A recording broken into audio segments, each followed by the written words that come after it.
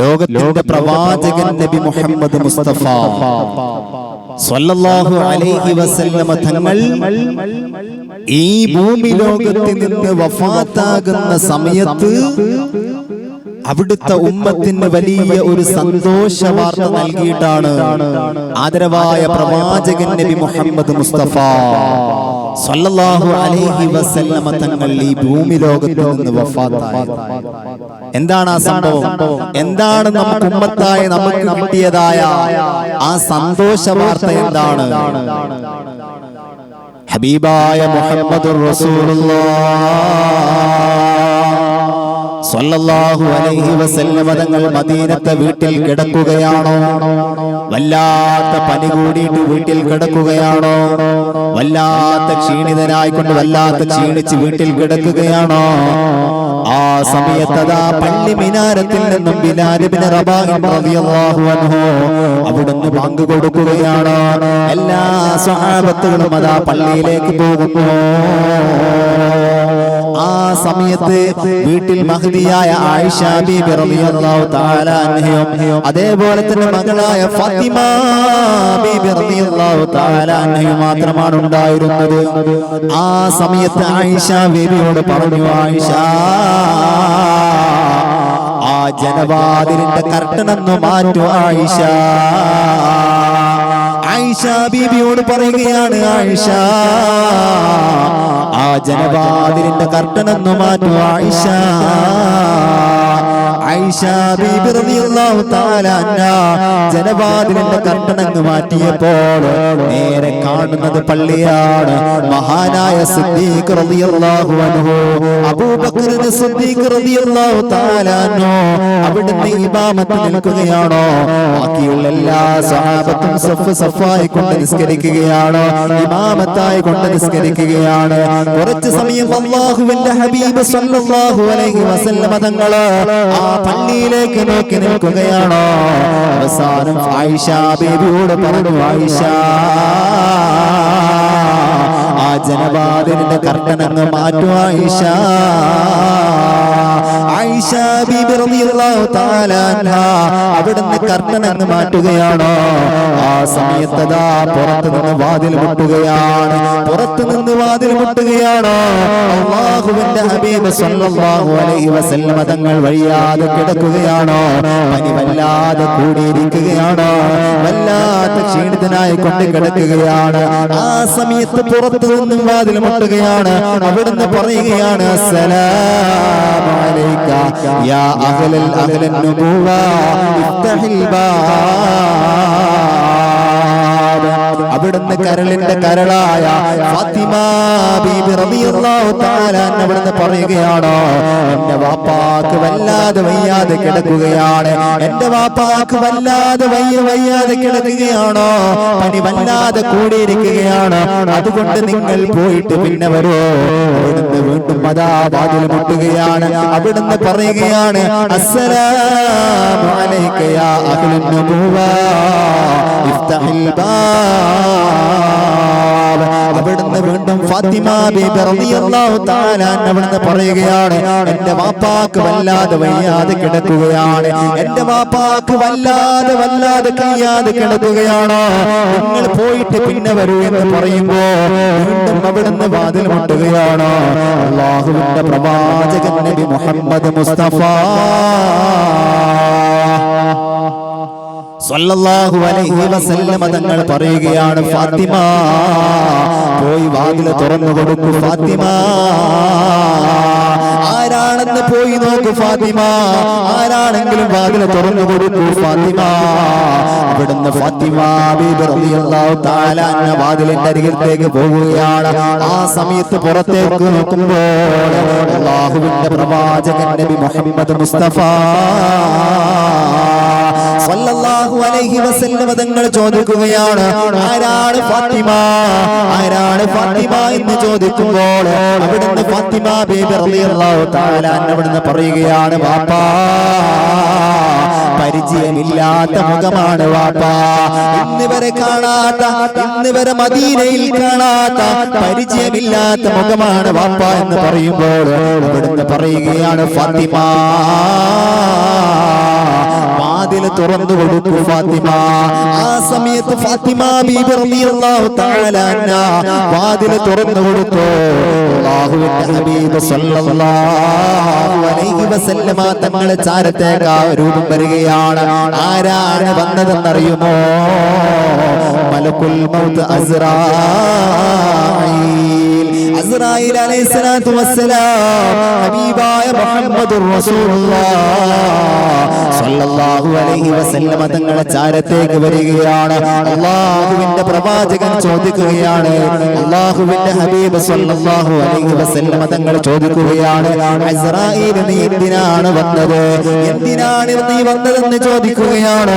അല്ലാഹുവിന്റെ പ്രവാചകൻ നബി മുഹമ്മദ് മുസ്തഫ സല്ലല്ലാഹു അലൈഹി വസല്ലമ തങ്ങൾ ചോദിക്കുകയാണ്, എന്റെ രോഗം സന്ദർശിക്കാൻ വന്നതാണോ? എന്റെ രോഗം സന്ദർശിക്കാൻ വേണ്ടി വന്നതാണോ? അല്ലെങ്കിൽ എന്റെ റൂഹ് പിടിക്കാൻ വന്നതാണോ? അവിടുന്ന് അസ്റായീൽ അലൈഹിസ്സലാത്തു വസ്സലാം അവിടുന്ന് പറയുകയാണ്, യാ റസൂലല്ലാഹ്, അല്ലാഹുവിന്റെ പ്രവാചകരെ, അങ്ങേക്ക്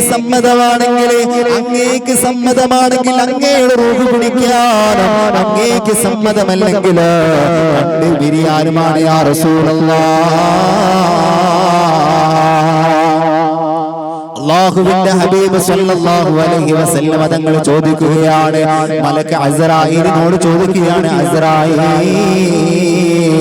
എന്റെ സുഖത്തിലും എന്റെ ദുഃഖത്തിലും എന്റെ കൂടെ ഉണ്ടായിരുന്നതായ ജിബ്രീൽ അലൈഹിസ്സലാത്തു വസ്സലാം ഉണ്ടല്ലോ? ജിബ്രീൽ എവിടെയെന്ന് ചോദിക്കുമ്പോൾ അവിടുന്ന് അസ്റായീൽ അലൈഹിസ്സലാത്തു വസ്സലാം പറയുകയാണ്, യാ റസൂലല്ലാഹ്, അല്ലാഹുവിന്റെ പ്രവാചകരെ, ഞാൻ ഇങ്ങോട്ട് വരുന്ന സമയത്ത് അതാ അവിടുന്ന് കരയുന്നുണ്ടായിരുന്നു. ജിബ്രീൽ അലൈഹിസ്സലാത്തു വസ്സലാം കരയുന്നുണ്ടായിരുന്നു. യാ റസൂലല്ലാഹ്, അവിടുന്ന് അസ്റായീൽ അലൈഹിസ്സലാത്തു വസ്സലാമിനോട് പറയുകയാണ്, ജിബ്രീലിനെ എനിക്കൊന്ന് കാണണം, ജിബ്രീലിനെ കൊണ്ടുവരുമോ എന്ന് പറഞ്ഞപ്പോൾ അവിടുന്ന് അസ്റായീൽ അലൈഹിസ്സലാത്തു വസ്സലാം ജിബ്രീലിനെ കൂട്ടിക്കൊണ്ടുവരികയാണ്. ജിബ്രീൽ അലൈഹിസ്സലാത്തു വസ്സലാമിനെ കൂട്ടിക്കൊണ്ടുവരികയാണ്. എന്നിട്ട് അല്ലാഹുവിന്റെ പ്രവാചകൻ ചോദിക്കുകയാണ്, ജിബ്രീൽ, എന്റെ അവസാന സമയത്ത് എന്താണ് നീ വരാത്തത്? എന്റെ എല്ലാ യാത്രകളിലും എന്റെ എല്ലാ കാര്യങ്ങളിലും നീ ഉണ്ടായിരുന്നല്ലോ, എന്താണ് എന്റെ അവസാന സമയത്തും നീ വരാത്തത് ജിബ്രീൽ എന്ന് ചോദിക്കുമ്പോൾ ഇവിടുന്ന് പറയുകയാണ്, യാ റസൂലല്ലാഹ്, അല്ലാഹുവിന്റെ പ്രവാചകരെ, അങ്ങയുടെ കിടത്തമുണ്ടല്ലോ, അങ്ങയുടെ കിടത്തം കാണാൻ കഴിയുന്നില്ല പ്രവാചകരെ, ഈ കിടത്തം എനിക്ക് കാണാൻ കഴിയുന്നില്ല. അവിടുന്ന് പറയുകയാണ്, ജിബ്രീൽ, എന്റെ അവസാന സമയമാണല്ലോ,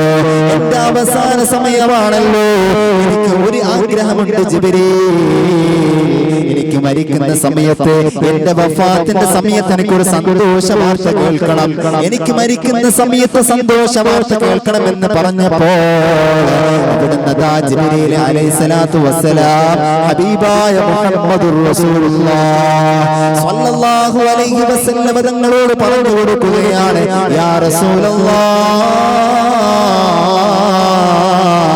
അല്ലാഹുവിന്റെ പ്രവാചകരെ, അവിടുന്ന് അല്ലാഹു ഒരു ഓഫർ തന്നിരിക്കുകയാണ്. അങ്ങയുടെ ഉമ്മത്തിന്, അങ്ങയുടെ സമുദായത്തിന് അല്ലാഹു ഒരു ഓഫർ നൽകിയിരിക്കുകയാണ്.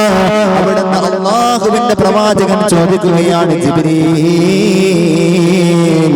എന്താണ് ആ ഓഫർ എന്ന് ചോദിക്കുമ്പോൾ അവിടുന്ന് മുഖറബുൽ അംലാഖ് മലക്ക് ജിബ്രീൽ അലൈഹിസ്സലാത്തു വസ്സലാം അവിടുന്ന് പറഞ്ഞു കൊടുക്കുകയാണ്, യാ റസൂലല്ലാഹ്, അങ്ങയുടെ ഉമ്മത്തുണ്ടല്ലോ, അങ്ങയുടെ ഉമ്മത്തുണ്ടല്ലോ, ഈ ഭൂമി ലോകത്ത് നിന്ന് വിട പറയുന്ന അവസാന സമയമുണ്ടല്ലോ, അവസാന സമയമുണ്ടല്ലോ, റൂഹ് തൊണ്ടക്കുഴിയിലേക്ക് എത്തുന്നതിന്റെ അല്പസമയമുണ്ടല്ലോ. അവരെ എല്ലാ കാര്യങ്ങളും പറഞ്ഞുകൊണ്ട്, എല്ലാ സർവ്വതായ അവർ ചെയ്തു പോയ എല്ലാ പാപങ്ങളും ഏറ്റു പറഞ്ഞുകൊണ്ട്, അവർ ചെയ്തതായ എല്ലാ തമ്പാടിത്തരങ്ങളും ഏറ്റു പറഞ്ഞുകൊണ്ട് അല്ലാഹുവിനോട് തൗബ ചെയ്താൽ അല്ലാഹു ആ തൗബ സ്വീകരിക്കും നബിയേ എന്ന് അവിടുന്ന് മുഖറബുൽ അംലാക്ക് മലക്ക് ജിബ്രീൽ അലൈഹിസ്സലാത്തു വസ്സലാം ഹബീബായ സ്വല്ലല്ലാഹു അലൈഹി വസല്ലമ തങ്ങളോട് പറഞ്ഞു കൊടുക്കുകയാണ്. അല്ലാഹുവിന്റെ ഹബീബ് സ്വല്ലല്ലാഹു അലൈഹി വസല്ലമ തങ്ങൾക്ക് അവസാനമായിട്ട് അവിടുത്തെ ഉമ്മത്തിന് കൊടുത്ത വലിയ ഒരു ഓഫറാണ്. ഈ ലോകത്ത് നിന്ന് ഒരു മുഅ്മിന് വിട പറയുമ്പോൾ, ഹബീബായ തങ്ങളുടെ ഉമ്മത്തിൽപ്പെട്ട ആളുകൾ മുഅ്മിനീങ്ങൾ ഈ ലോകത്ത് നിന്ന് വിട പറഞ്ഞു പോകുമ്പോൾ അവിടുന്ന് അവസാന സമയം റൂഹ് തൊണ്ടക്കുഴിയിലെത്തുന്ന സമയം വരെ അവൻ എല്ലാ ചെയ്ത കാര്യങ്ങളും, ഏത് കാര്യങ്ങളാണെങ്കിലും അല്ലാഹുവിനോട് എടുത്തു പറഞ്ഞ് തൗബ ചെയ്താൽ അവന്റെ എല്ലാ പാപങ്ങളും അല്ലാഹു പുറത്തു കൊടുക്കും എന്നുള്ള ആ ഒരു വലിയ സന്തോഷ വാർത്ത ജിബ്രീൽ അലൈഹിസ്സലാത്തു വസ്സലാം ഹബീബായ തങ്ങളോട് പറയുകയാണ്. പക്ഷേ എന്റെ പ്രിയമുള്ള മുഅ്മിനീങ്ങളെ, നമ്മൾ ശ്രദ്ധിക്കേണ്ട ഒരു വിഷയം നമുക്കറിയാം. തൗബക്ക് 4 ഷർത്തുകളാണ്. 4 ഷർത്തുകളാണ് തൗബക്കുള്ളത്. ആ ഷർത്തുകൾ പാലിക്കാതെ തൗബ അല്ലാഹു സ്വീകരിക്കുകയില്ല. 3 എണ്ണം അത് അല്ലാഹുവുമായിട്ട് ബന്ധപ്പെട്ടത് കൊണ്ട് തന്നെ അത് അല്ലാഹു ജല്ല ജലാലുഹു അത് പുറത്തു തരും. എന്നാൽ 4ാമത്തേതായ ഷർത്തുണ്ടല്ലോ, ആ ഷർത്ത് എന്തെന്നറിയുമോ? അത് മനുഷ്യനും തമ്മിൽ ബന്ധപ്പെടുത്തപ്പെടേണ്ടതാണ്. ഞാൻ ഇന്നാലെന്നൊരു വ്യക്തിയെ, ഇന്നാലെന്നൊരുത്തനെ ഞാൻ അപരാധം പറഞ്ഞിട്ടുണ്ടെങ്കിൽ, ആ സഹോദരനെ കുറിച്ച് വേണ്ടാത്തത് ഞാൻ പറഞ്ഞു പോയിട്ടുണ്ടെങ്കിലോ, അവനെ കുറിച്ച് മോശമായിട്ട് ഞാൻ പറഞ്ഞു പോയിട്ടുണ്ടെങ്കിലോ, ഞാൻ പൊരുത്തപ്പെടിക്കാതെ അല്ലാഹു നമ്മുടെ തൗബ സ്വീകരിക്കുകയില്ല. പരിശുദ്ധമായ റമളാൻ ശരീഫൊക്കെ ആകുമ്പോൾ 27ാം രാവിലേക്ക്, ലൈലത്തുൽ ഖദ്ർ പ്രതീക്ഷിക്കുന്ന രാവിലേക്ക് നമ്മൾ തൗബ ചെല്ലാറുണ്ട്. അല്ലാത്ത സമയങ്ങളിൽ നമ്മൾ തൗബ ചെല്ലാറുണ്ട്. എന്നാൽ ആ തൗബ അല്ലാഹു ജല്ല ജലാലുഹു സ്വീകരിക്കണമെങ്കിൽ 4ാമത്തെ ഷർത്തുണ്ടല്ലോ, ആ ഷർത്തുകൾ നമ്മൾ പൂർണ്ണമായിട്ട് അനുസരിക്കണം. അഥവാ മനുഷ്യനുമായി ബന്ധപ്പെട്ട് കിടക്കുന്നതാണ്. അത് അല്ലാഹു ഒരിക്കലും പുറത്തു തരൂല മുഅ്മിനേ, അത് അല്ലാഹു ഒരിക്കലും പുറത്തു തരികയില്ല. അതുകൊണ്ട് നമ്മൾ ആരെങ്കിലും എന്തെങ്കിലും പറഞ്ഞു പോയിട്ടുണ്ടോ? നമ്മുടെ ജീവിതത്തിൽ ആരെങ്കിലും നമ്മൾ ചീത്ത പറഞ്ഞിട്ടുണ്ടോ? ആരെങ്കിലും കുറിച്ച് അപരാധങ്ങൾ പറഞ്ഞു പോയിട്ടുണ്ടോ? ആരെങ്കിലും കുറിച്ച് വേണ്ടാത്ത നമ്മൾ പറഞ്ഞു പോയിട്ടുണ്ടോ?